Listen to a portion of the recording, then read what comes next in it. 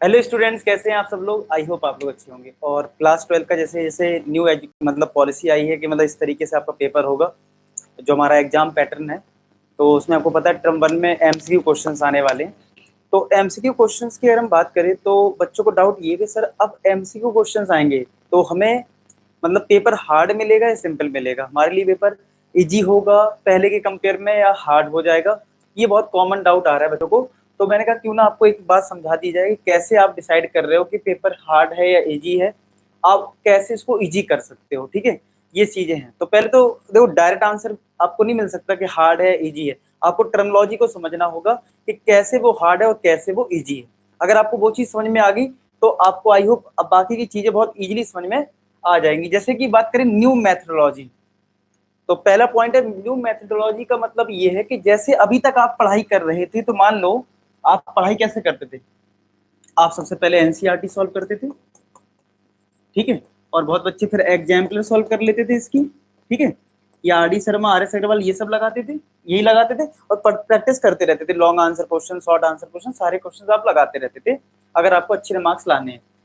तो अब क्या करना है, अब आपको मैथोलॉजी थोड़ी सी बदलनी होगी। फॉर एग्जाम्पल, दिन में आप 3 घंटे पढ़ाई करते थे। मान लो मैथ्स की अगर मैं बात करूं, मान लेते हैं कि आप दिन में 3 आवर्स पढ़ाई करते थे।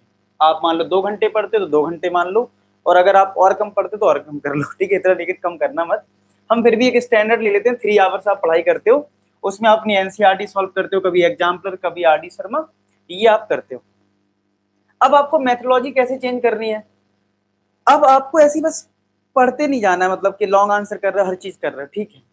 आप एक बार पहले सबसे पहला काम करें क्या, सबसे पहले तो आप एनसीईआरटी जरूर सॉल्व कर लें। अब कुछ लोग कहेंगे सर लॉन्ग आंसर भी करना है, हाँ कर लो, क्योंकि एनसीईआरटी से आपका एक बेस बन जाएगा। क्या बन जाएगा, एक बेस बन जाएगा किसी भी चैप्टर का। अब देखो एनसीईआरटी नहीं करोगे तो बेस कैसे बनेगा। अब तुमसे कोई बोले मैट्रिक्स में इक्वल मैट्रिक्स क्या होता है, स्क्यू सिमेट्रिक मैट्रिक्स क्या होता है, तब उनकी एक्सरसाइज आप करोगे, उन पर कुछ न्यूमेरिकल्स लगाओगे, तभी आपके फंडामेंटल स्ट्रॉन्ग होते हैं। समझ रहे हो, तभी आपके फंडामेंटल स्ट्रॉन्ग होंगे, तभी आपके फंडामेंटल स्ट्रॉन्ग होते हैं।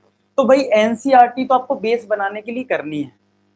अब रही बात एग्जाम्पलर की और आर डी शर्मा की, तो वहां पे आप वेरी शॉर्ट आंसर क्वेश्चन या एमसीक्यू कर सकते हो, ठीक है। नहीं तो अगर आप जैसे आपके पास बुक नहीं है तो आपको पता है कि हमारे पास, जैसे मैं मार्क्स बूस्टर आपको प्रोवाइड कर देता हूँ, आप मुझे मैसेज कर सकते हैं, फ्री ऑफ कॉस्ट है, कोई कॉस्ट नहीं किसी भी चीज की, सब कुछ फ्री, अपने अपने चैनल पे सब कुछ फ्री है, ठीक है। तो मार्क्स बूस्टर मैं आपको दे दूंगा, तो आप वहां से वेरी शॉर्ट आंसर ये सब कर सकते हो। लेकिन अगर आपको मान लो असाइनमेंट में कोई दिलचस्पी नहीं है, तो आपको पता है हमारी जो क्लास है, मैं डेली 8 बजे, रात में 8 बजे आपके लिए एमसीक्यू बेस्ड वीडियोस बना रहा हूँ, उनको जरूर देखना शुरू कर दो, ठीक है। अगर चैनल पे नए तो सब्सक्राइब जरूर कर लो, डेली वीडियो आएगा एमसीक्यू क्वेश्चंस का, तो आप वहां से प्रैक्टिस कर सकते हो। देखो एक तरीका ये है कि आपको अगर मान लो जैसे होता है ना, किसी को असाइनमेंट की नीड होती है, तो आप असाइनमेंट मुझसे ले सकते हो। साथ के साथ आप एमसीक्यू क्वेश्चंस की वीडियो जो 8 बजे आएगी उसको फॉलो कर लीजिए। वहां पे मैं हर टाइप का एमसीक्यू क्वेश्चन कवर करने वाला हूँ। दुनिया जहां का जितना भी एमसीक्यू होगा सब कुछ कवर कर दूंगा इतने महीने में। आप परेशान तो आपको 1%, बस आप लोग एक काम करना, जो एमसीक्यू क्वेश्चन मैं करवाऊंगा ना उसकी बस प्रैक्टिस कर लेना, मतलब उसको लिख लेना रजिस्टर में, क्योंकि फिर आप कहाँ पे खो जाओगे, ये चीज थोड़ी सी दिक्कत कर सकती है, इसलिए रजिस्टर में नोट जरूर करते जाना। अच्छा, ये तुम्हारा फंडामेंटल हो गया। एनसीईआरटी करना है, भले आप चलो आर डी शर्मा के लॉन्ग आंसर क्वेश्चन नहीं भी करते हो टर्म 1 के लिए, तो एक ऑप्शन है कि आप वहां पे ऑब्जेक्टिव क्वेश्चन की बहुत ज्यादा प्रैक्टिस करो, सिंपल सी बात है, ठीक है। अब बात करते हैं यार पेपर के लेवल का। हाँ, तो मैं बात कर रहा था टाइम डिवीजन का। टाइम डिवीजन का ये है कि मान लो आपने दिन में 3 घंटे पढ़ाई करते हो, जैसे ये लास्ट स्लाइड में हमने डिस्कस किया ना कि आप 3 घंटे मान लो पढ़ाई करते हो, ये हमने डिस्कस किया। तो अब आप क्या करो, मान लो आपने 1 घंटे एनसीईआरटी पढ़ लिया, ठीक है, बाकी 2 आवर्स, बाकी 2 आवर्स आप एमसीक्यू के लिए डेडिकेट करिए। समझ रहे हो, चाहे मेरे वीडियोस हैं जो भी हैं, आपका कोई पेंडिंग वर्क है वो कंप्लीट करिए, और जो भी आपका बैकलॉग है आप मेरे वीडियोस की हेल्प से एमसीक्यू कवर करिए। समझ रहे हो, प्रीवियस ईयर क्वेश्चंस भी मैं करवा रहा हूँ, तो वहां से भी एक आपको आइडिया लगेगा किस टाइप के सीबीएसई में क्वेश्चन अभी तक पूछे गए हैं एमसीक्यू में या very short answer type question में।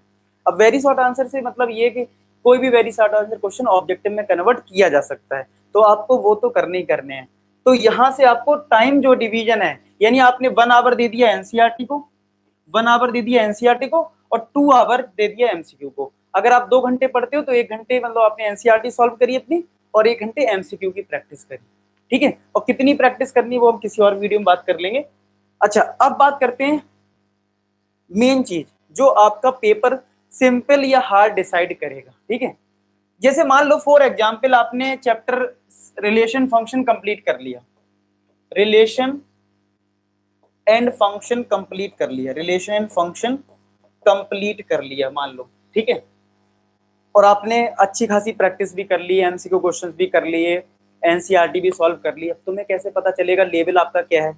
तो उसके लिए आप क्या करो, आप अपने टीचर से बोल ही सकते हो, अगर आपकी कोई ट्यूशन लगी हुई है उनसे बोल सकते हो, या फिर आप साथ के साथ, जैसे मैं मेंटी क्विज करवाऊंगा, मैं मेंटी क्विज मैंने आपका फिक्स कर दिया है, मेंटी क्विज सैटरडे को होगा, मेंटी क्विज एवरी सैटरडे को हम लेंगे, ठीक है, 4 PM। तो आप इसमें अपनी आपकी टेस्टिंग कर सकते हैं। मतलब क्या, आपने जो टॉपिक अच्छे से कवर कर लिया, आपको लगता है आप बिल्कुल परफेक्ट हैं, तो एक बार मेंटी क्विज में आओगे तो आपको पता चलेगा कुछ नए क्वेश्चंस के बारे में, समझ रहे हो, कुछ नए क्वेश्चंस आपको देखने को मिलेंगे। तो आपको वहां से पता लगेगा कि यार मेरा लेवल ठीक है कि नहीं, अभी ये चैप्टर कंप्लीट है कि नहीं है।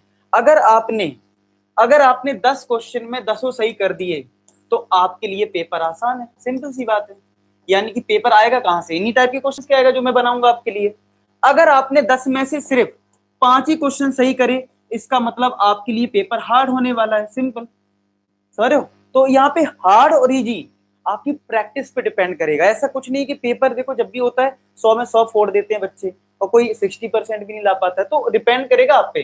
तो यानी कि आपने इतनी सारी प्रैक्टिस अगर मेरे साथ कर ली जो मैंने आपके लिए प्लान किया है, ठीक है, वो सब आपने करा। और मेंटी क्विज जो सैटरडे को होगा 4 बजे हर वीक में, ठीक है, इसकी फ्रिक्वेंसी बाद में हम इंक्रीज भी कर लेंगे जब पेपर टाइम आएगा। अभी तो हम सिलेबस थोड़ा करेंगे, प्रैक्टिस आपको करवाएंगे, फिर बाद में इसकी फ्रिक्वेंसी बढ़ा देंगे आप लोगों से बात करके। तो आपको ये देखना कि आप 10 में कितना स्कोर कर रहे हो। अगर मैं 10 क्वेश्चन का आपका टेस्ट ले रहा हूं तो 10 क्वेश्चन में आपने 5 सही करे थे, 4 सही करे, वो डिपेंड करेगा। आप अपने आप को जज करेंगे यहाँ पे कि अगर आपने 10 में से 8 तक सही कर दिया, अगर आपने 8 सही करे 10 में, तो तब भी मैं कहूंगा और इंप्रूवमेंट की जरूरत है, और प्रैक्टिस करिए, ठीक है।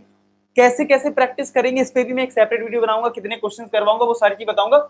लेकिन अभी आपको ये फोकस करना है कि एक चैप्टर कमांड कर लो, और सैटरडे को जब भी क्विज हो, मेंटी क्विज हो, आपको उसमें 100% देना और कोशिश करना है 10 में 10 लाने का। क्यों, जैसे बच्चे सोचते नहीं 100 में 100 फोड़ना है, तो यहाँ पे भी तो 10 में 10 फोड़ना होगा, 9 में काम नहीं चलेगा। अगर आपको टारगेट करना है बड़ा, फुल मार्क्स का टारगेट करना है तो करना पड़ेगा। और अच्छी बात यह है, अगर यहाँ पे आप अच्छे से फोकस करोगे तो वो आपके जेई मेंस में भी काम आ जाएगा, क्योंकि जितने ज्यादा ऑब्जेक्टिव क्वेश्चंस आप करोगे उतना ही आपको जेई मेंस में हेल्प मिल जाएगी, समझ रहे हो, क्योंकि जेई मेंस का भी पैटर्न वही रहता है। तो आपको मतलब फायदा ही है।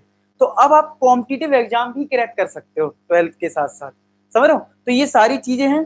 तो ये आपको मैंने जो सिस्टम बताया है, अब आपको समझ में आ रहा होगा कि पेपर कैसे आसान होगा, कैसे टफ होगा, वो आपको टेस्टिंग से ही पता चलेगा, ठीक है। बाकी आपको एक चीज आप मुझे कमेंट सेक्शन में जरूर बताना कि आपको कहीं ये तो डाउट नहीं आ रहा है कि सर हमें एमसीक्यू क्वेश्चंस एक चैप्टर से कितने करने, 30 करने, 50 करने, 100 करने। अगर ऐसा कोई डाउट है तो कमेंट सेक्शन में जरूर लिखो।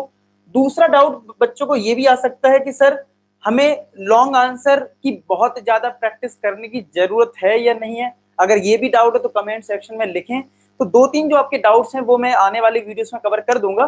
फिलहाल आप लोगों को इतना समझना है कि आपके इस चैनल पे हर चीज अवेलेबल है और आपको पूरी तरह से सपोर्ट किया जाएगा और आपको फुल मार्क्स दिलाने की पूरी कोशिश होगी, ठीक है। तो मिलते हैं नेक्स्ट वीडियो में, तब तक अपना ख्याल रखें, बाय बाय।